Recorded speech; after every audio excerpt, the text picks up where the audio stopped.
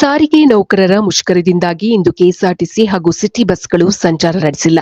ಇದರಿಂದ ಪ್ರಯಾಣಿಕರು ಪ್ರಯಾಣ ಮಾಡಲು ಆಗದೆ ತೊಂದರೆ ಅನುಭವಿಸುತ್ತಿದ್ದಾರೆ. ಪ್ರತಿನಿತ್ಯ ಕೆಲಸಕ್ಕೆ ಹೋಗುವವರು ಹಾಗೂ ವಿದ್ಯಾರ್ಥಿಗಳು ಸಂಚಾರ ವ್ಯವಸ್ಥೆ ಇಲ್ಲದೆ ಪರದಾಡಿದರು.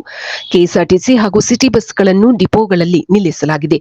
ಕೋರ್ಟ್ ಆದೇಶವಿರುವುದರಿಂದ ಇಂದು ಬಸ್ ಸ್ಟ್ರೈಕ್ ನಡೆಯುವುದಿಲ್ಲ ಎಂಬ ನಿರೀಕ್ಷೆಯೊಂದಿಗೆ ಬಸ್ ನಿಲ್ದಾಣಕ್ಕೆ ಬಂದಿದ್ದ ಅನೇಕರು ಬಸ್ ಸಂಚಾರ ಸ್ಥಗಿತಗೊಂಡಿರುವುದನ್ನು ಕಂಡು ನಿರಾಸೆಗೊಂಡರು.